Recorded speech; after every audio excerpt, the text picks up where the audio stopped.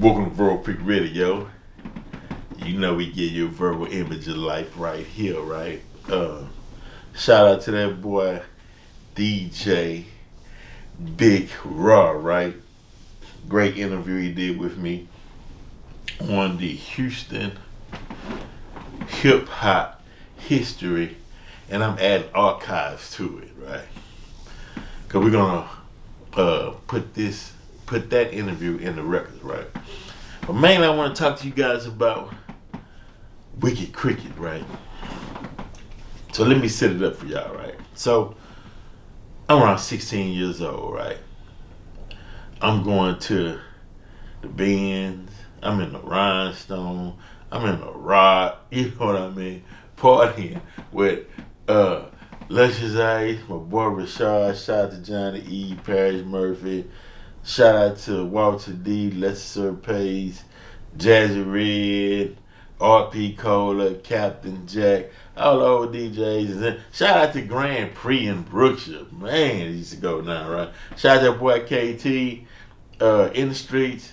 You know, Houston got a lot of history surrounding and involving the hip hop industry, right? So back to Wicked, right? So when I did my stitch, right, in the rap game, I was running to Wicked Cricket, but I had been running to Wicked Cricket because Wicked Cricket was on the scene when it all started. I was running to Wicked Cricket back in the Rhinestone and the Rock days, right? And he would see me. And sometimes I would go to some of the open mics he would do because, you know, if a club was just getting ready to jump off, it was just opening, Wicked Cricket would have a open mic night, right? And then over time, it just started getting packed, right? And he'd see me, and he'll be like, Black, what's up? He'd tell me, man, when it's over, I'm gonna need you to run me to the house. I was like, that what's up? Because Wicked had a place really all over Houston, but sometimes I bring him to a house on the north side, or I bring him, drop him off some apartments on the southwest. You know what I mean? At the end of the show, and everybody know who was there. That after the show was over, the open mic was over, Wicked sit down and talk to the young people. Really, he talked to everybody that was in there. And he would tell them, and he was the first one. He was like, man, y'all gotta be careful out in these streets, bro. He was like, man, you sit out on telephone poles and cable, they got cameras watching you. They got cameras at these convenience stores. He was like, you know, they getting ready to make a move, bro. Y'all gotta be careful out there in them streets, right? He was really the first one who was dropping science, meaning showing love to the youth on what's getting ready to take place and how to conduct yourself in a certain way, or how to maneuver in this music industry, right? And I'll never forget, he told me, he said, look here, man. He asked me, man, what you gonna do, bro? He said, you gonna be a rapper, you gonna be a promoter, or you just gonna be out here in these streets, right? Straight up. He said, look, man, you already got the game. He told me, he said, everything comes back around full circle. He said, you done seen it one evolution or one turn. So you already know what's getting ready to come and just build on that, right? But at the time, I didn't grasp onto what he was saying because my mind was somewhere else. But I remember what he was telling me, and I didn't figure it out until later on in life, right? What he was trying to explain to me, and I appreciate Wicked for that, right? Wicked Cricket for doing that, for taking the time to drop knowledge, drop science, right? So back in the day, what people got to understand, right, is that we were building something. And when I say we, I'm talking about Houston in general. Because music, you got to remember in those times, was about a message. music in those times was about explaining or letting the world know how we saw life. You could say political in a sense, but was trying to get a message out on what we were going through. And then you had East Coast telling their message, West Coast was telling their message on how we saw it, right? And so we vibing, right? We rolling. Well, some kind of way, the enemy saw that and was like, look, we need to get take the lead or get a hold to it. And y'all know, anytime or anything that we do that's deemed positive, they will always go back behind us and destroy it. And sometimes they'll use our own people to do it, right? And that's the sad part. But poverty is a motherfucker though, right? If somebody hungry and they offer them a stack and say, hey, I need you to sell your people out, somebody take that money. Somebody gonna take that money, right? And they gonna prop that somebody up. Hold on, y'all. Okay, hold on. They gonna prop that somebody up, right? And give them money, give them a voice, give them influence, but they want that person to lead the people in a certain direction, right?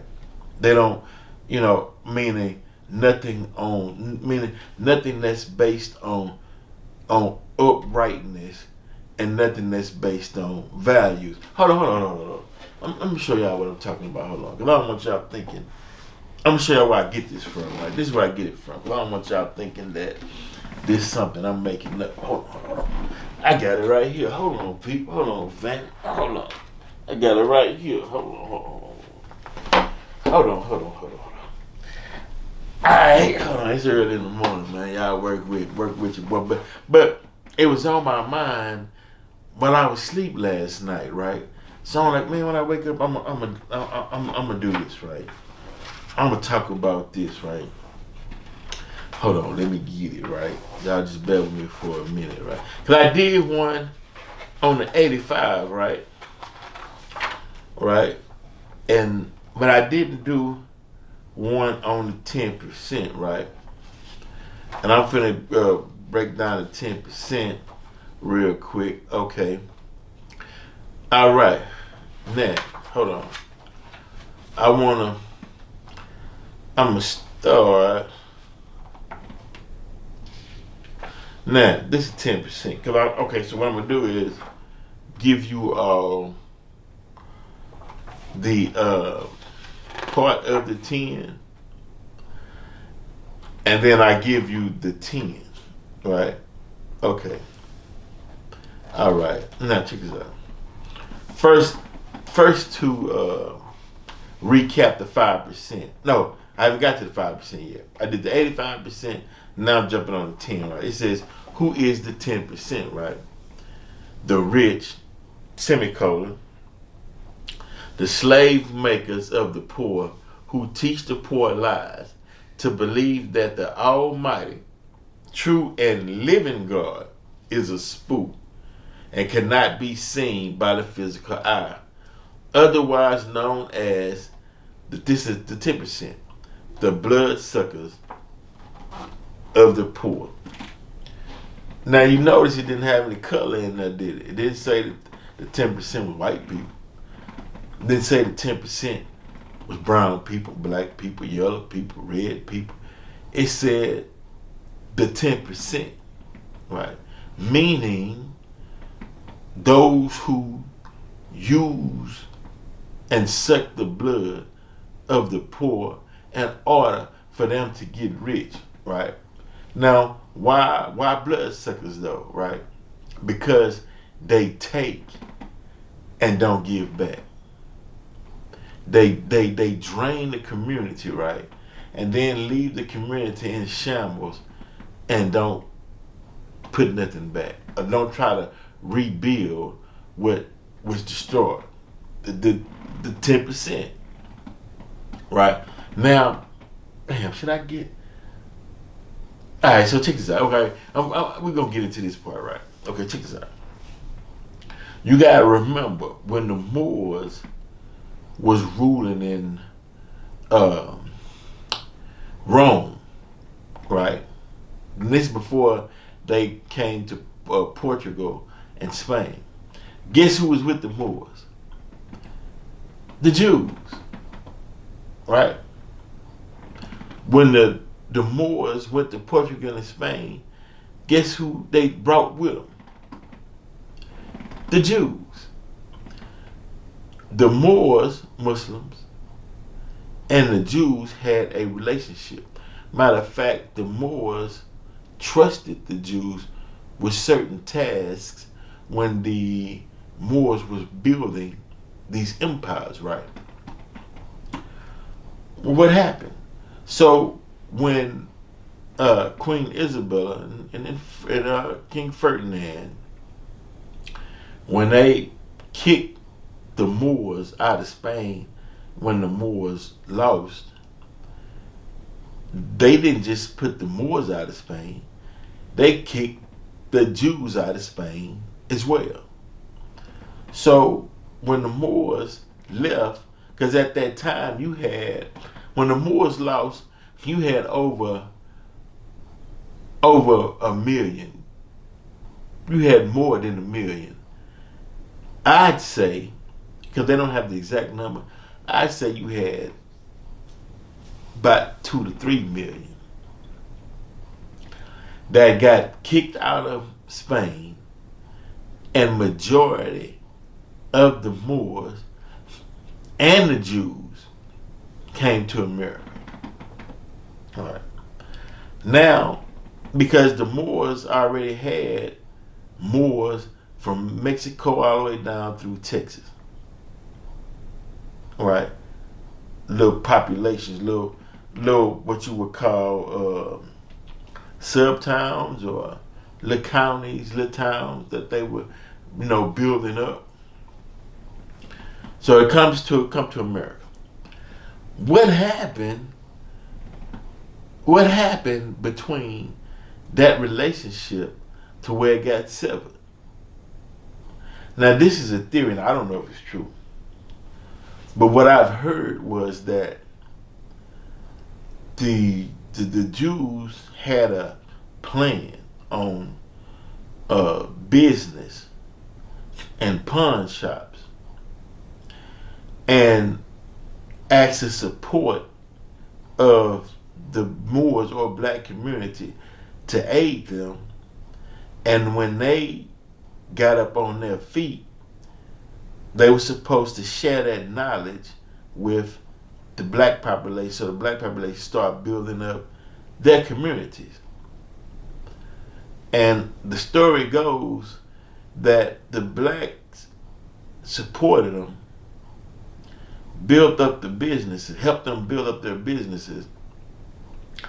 But when it was time to teach that business model, they didn't share it, and that created a rip between the two communities.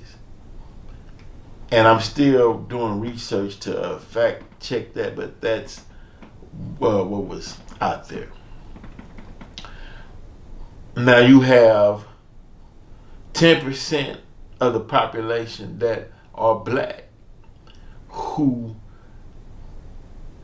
could go to college, gain certain knowledge, or gain certain leverage within the black community, right? And they test the waters and they see that, they're not hip to this. They don't know this. Okay, well, let me present myself as if I'm coming to give them salvation, right? Because we've been had, right? They're presenting themselves as if they come to bring salvation. Give me all your money. Give me all your money. They live a lavish life, but don't put anything back into the community. But they're rich though, right? Blood suckers of the poor. See, you know how you can tell if a person's not a bloodsucker? Because they're trying to give something back, right? That's quid pro quo.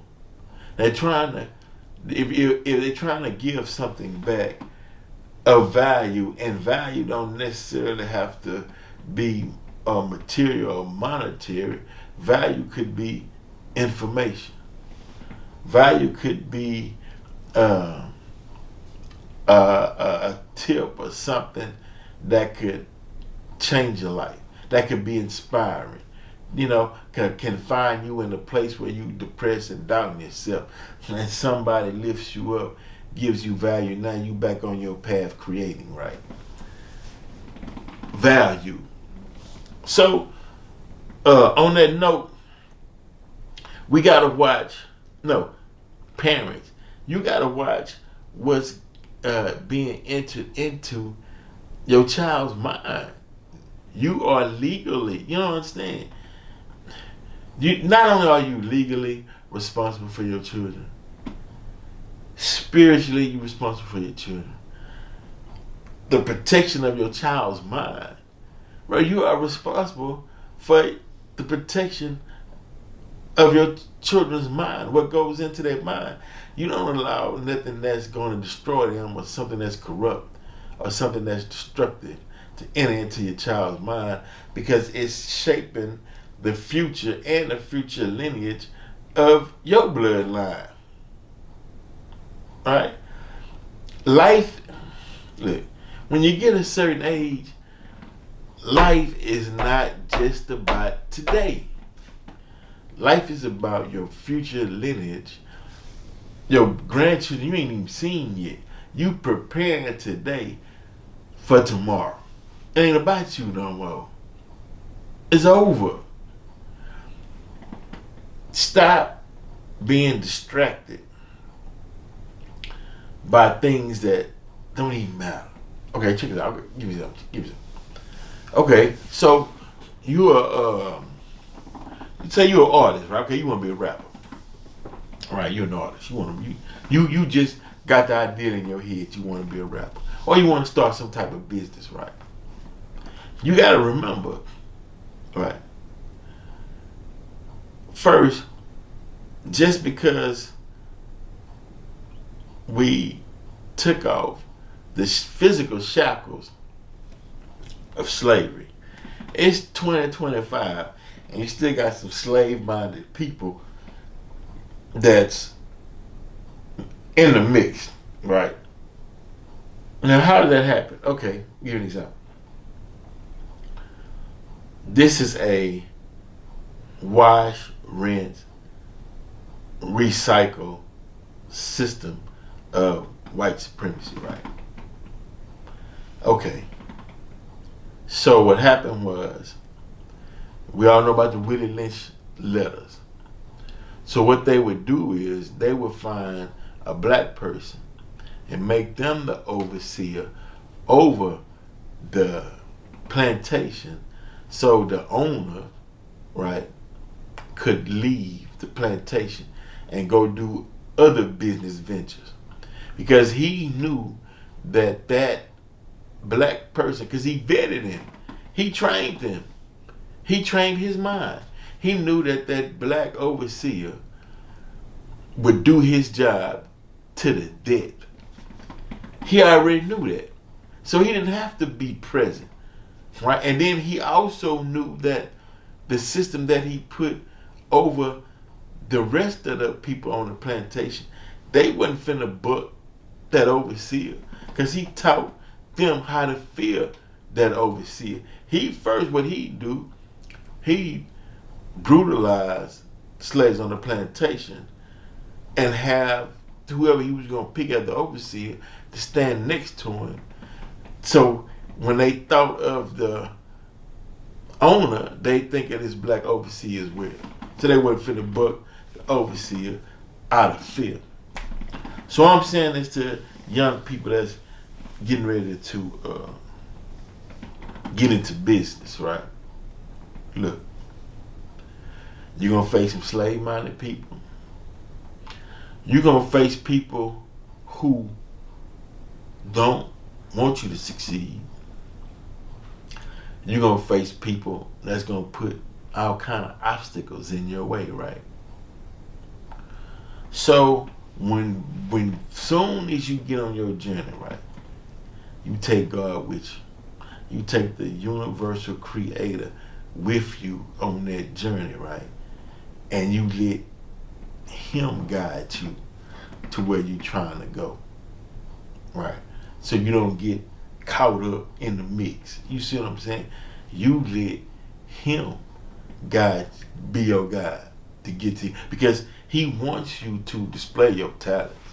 He wants you to be the best, and it's male and female. He wants y'all to be the best that you could possibly be as a representation of his creation, because he created you, and then he put his life energy spirit within you to move, but yet you got free will. So nobody arguing with your decision. You see what I'm saying? You got free will. I'm just simply saying, don't get distracted. There's gonna be a lot of distractions coming your way, right? Stay focused on your goal and keep moving. It's like football, and I always use football. Man, football, American football is the best analogy. I think it's equal to chess in explaining life, right? Because you could use two and start a football game.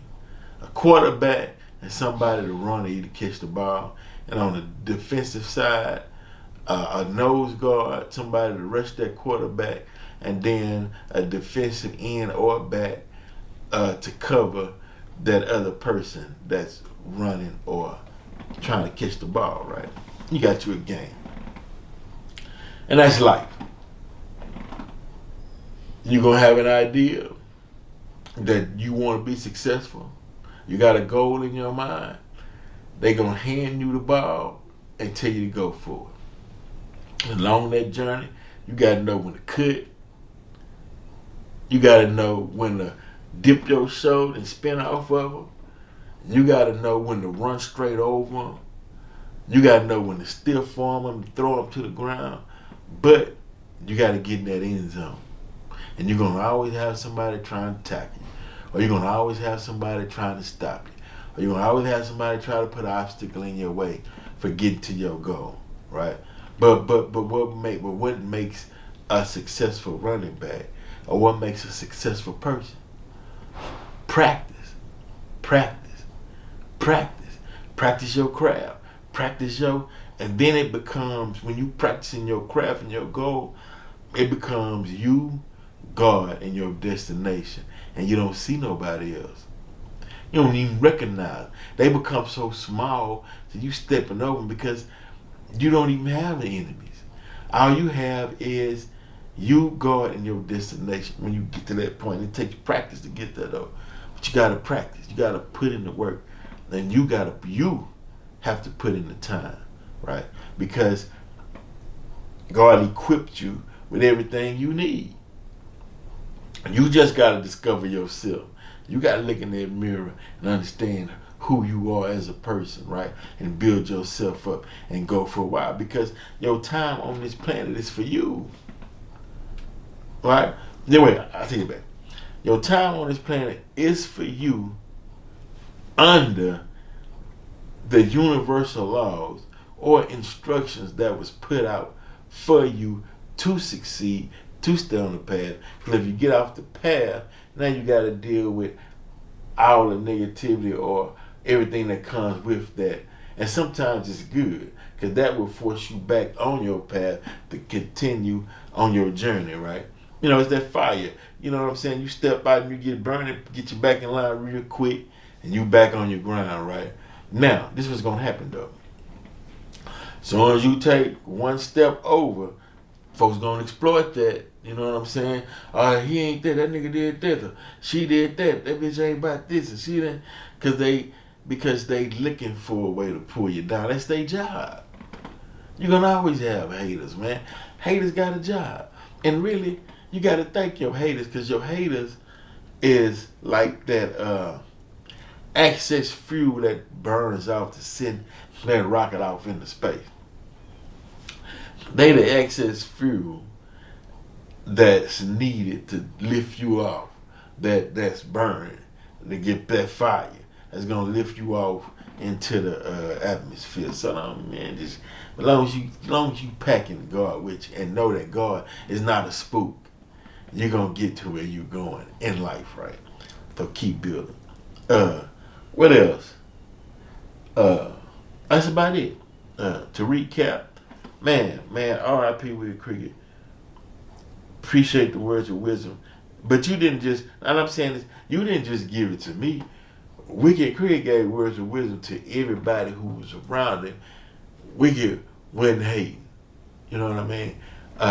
Okay. Early days in the club, Marcus Love too, man. Shout out to Marcus Love too, bro.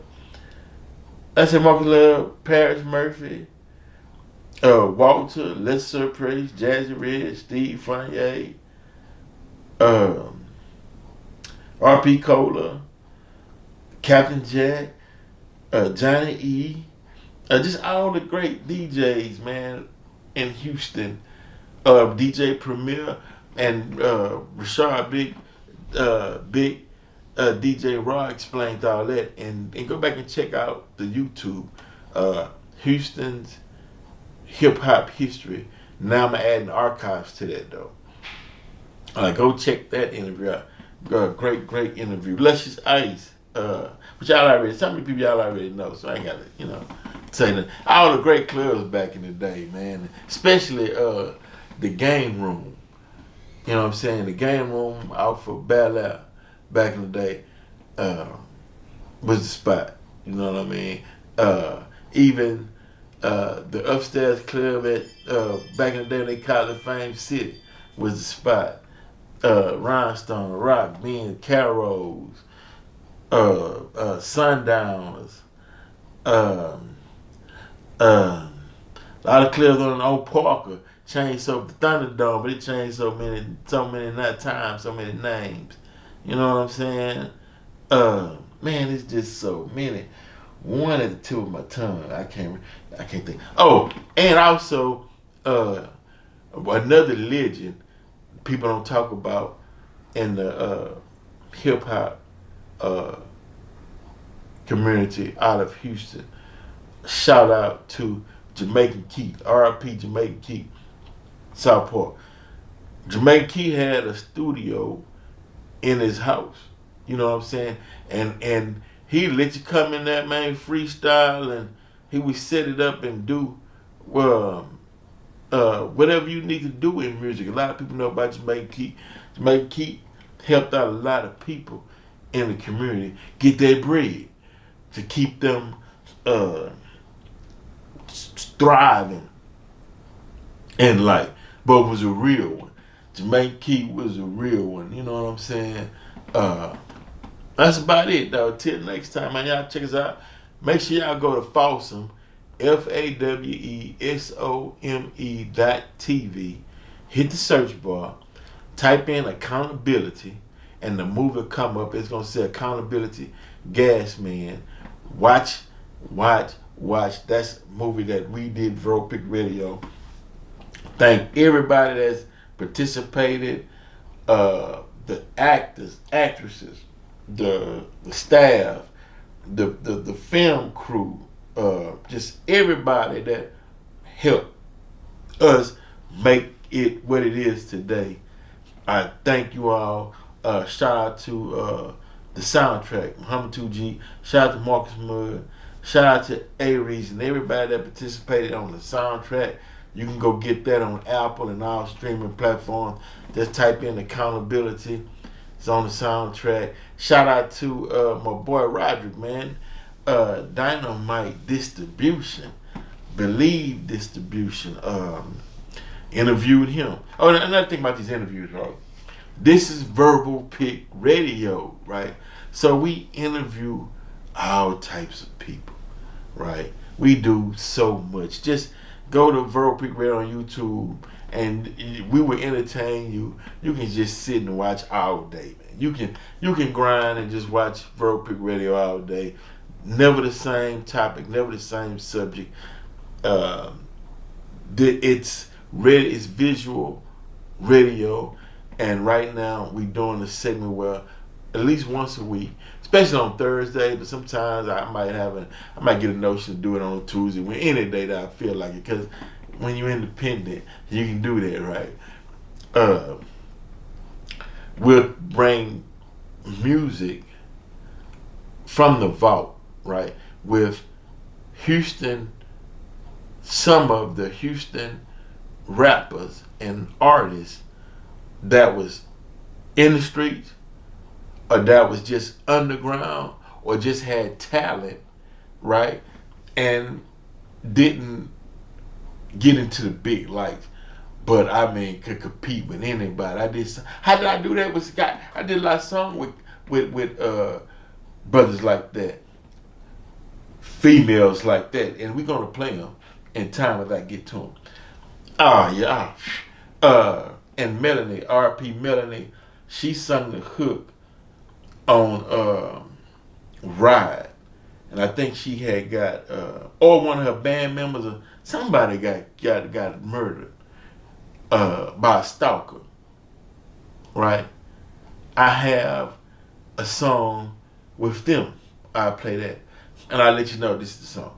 But how that happened was, so when I would go to Wicked Cricket, when he would have these open mics, because I just pop up. Because at that time I still was doing music. Okay, so and look, shout out to Lil Pokey, not Big Pokey, but Lil Pokey off Softly, around the corner from Softly. He the first one took me, introduced me to Screw, when Screw had the house behind Gulfgate Mall. And so I brought the album over there, and he introduced me to Screw. Me and Screw chopped it up, gave Screw the album. Screw was like, yeah, black man, we're going to do some business, man. I went back over there again. He was like, we're going to do some business as soon. He said, I'm working on this project right now. When I get that out the way, bro, I'm telling you, man, me and you, we gonna put something together, right? And Screw started just becoming so much demand, and I'm in and out of town. And then we just kept missing each other. But then Lonnie Green took me by there one more time, but this time he had a house in, I think, Missouri City somewhere, Hall Club, Missouri City.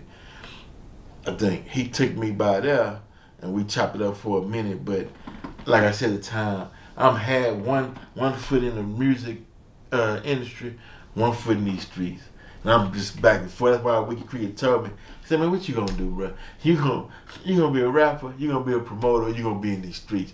And he asked me straight up, because he was like, bro, what you doing? And I'm like, bro, I'm out here trying to get it, man. You know, like I said at the time, you know, I was young, man. You know, in the clubs, around 16. You know. Anyway, but I just want to say, man, it's been a journey. A lot of good people, man, I ran across, man. Shout out to my boy Steve Burks, man, too. Success, business minded, bro. Young, we was young with a business mind. You know what I'm saying? Young people, making it happen. You know what I'm saying? But it goes to show you the power of the mind, bro. Y'all keep y'all minds sharp and y'all minds fresh. Don't let nobody attack your mind, because when you start doubting yourself, you start second guessing yourself. That's when you start to slip. That's when you start to fall. Keep your mind sharp. Know who you are, and be who you are. And if you want, what they call them, if you want to be motivated and you looking for a mentor, go back. I'm gonna give you some people to listen to, man. Go listen to anything by Mr. Farrakhan. Right. Go listen to Myron Golden on Money Part. If you're not really, he'll talk Christianity or whatever, you know what I'm saying? But he breaks it down in a way where you can understand it, right? Matter of fact, I think he's one of the greatest Christian, what y'all call them, Christian pastors, preachers, or whatever. I think he's one of the greatest Christian pastors, damn, in the Christian community, I think he might be he might be it, because he gives back to the community and he shows you how to better yourself and build, right? Now, why do I say this? And I'm gonna cut it after this though, because I can go. Look, trust me, I can go all day. But look, I'm gonna cut it after this. This is why I say this, right? Back to the Moors. The Moors were builders, right?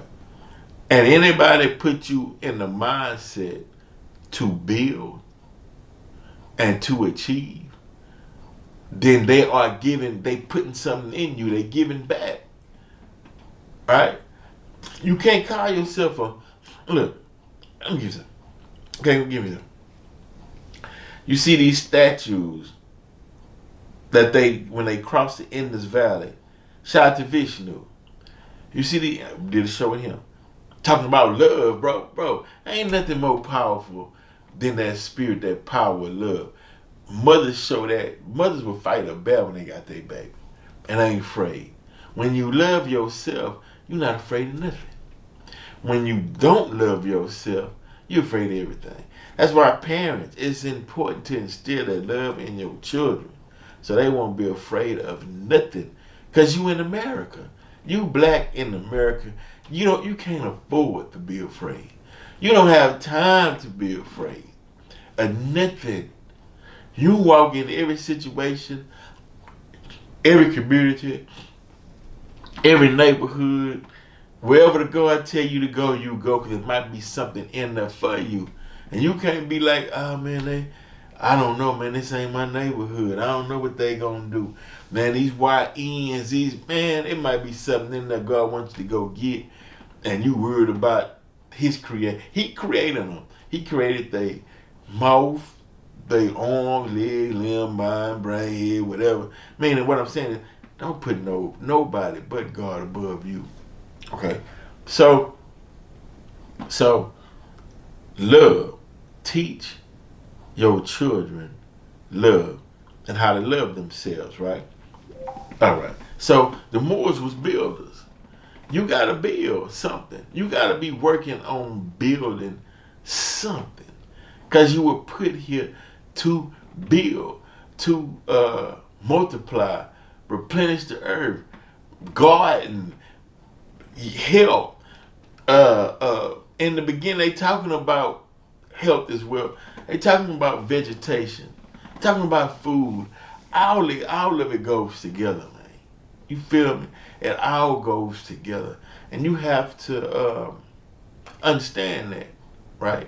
And you have to work, and you have to be constantly building. There is no such thing as I'm gonna take a break, I'm gonna relax, I'm gonna just, be at ease. No, not if you black in America. You don't have that luxury. You know what I mean? To sit around all day. It's not, you don't have that. You know what I mean? Because look at the evidence. The less you not build up any community, any black community, in any city, in any area, people are licking their chops, waiting to move in and take it, and call it and claim it, and call it for themselves, call it their own. They sitting back, want to see what you gonna do with it, right? So even if you are a prominent, knowledgeable black person in America, just sharing knowledge with young people on their value and the importance of accomplishing goals and building something, man, is valuable, bro. It's valuable, bro. Shout out to everybody black that has written a book. I wrote a book, Consequence, by Vince Cole. Matter of fact, I put that up. Everybody that's written a book that's trying to uplift and build or give the youth game, shout out to you. That's your job. That's what you're supposed to do. That's what the Creator put on your heart to do. You know what I'm saying? So, meaning, I'm not a hater, bro. You gotta give. People be like, bro, why you giving shout out to so and so, man? You know they did this, they did that. You know people really don't like this dude, right? But now, I'm not if you done something that was great, and if you done something that will help somebody see you as an example and want to build. Because everybody's not perfect. So everybody got their good day, bad day. Everybody got something about them that people like, something about it people don't like, right? But I would give credit where credit is due. That's all it ain't personal. It's, man, that was a good act, bro. I appreciate that. You know what I'm saying, man? Thank you. You know what I'm saying? It don't take much to say that. You know what I mean? Because, why? Because I appreciate the blessings, right? And by you appreciating the blessing, it shows that you're the type of person that can receive and deserve blessings. So you get more blessings down the line. But if you keep turning your back on blessings and think you too good to accept the blessing, you don't get no more. And then you wondering, man, ain't nothing good happening to me. I ain't nothing coming my way, man. I must be cursed. Something happening to me. That's because you keep turning your back on blessings. You don't even want to recognize the good out of something. You know what I mean? You just focusing on the bad of it. You know what I mean? Everything gonna have its positive and its negative. You got to learn how to go in and extract the good and leave the bad. You feel me? Right here on Vropic Radio. We out. I'm close the book.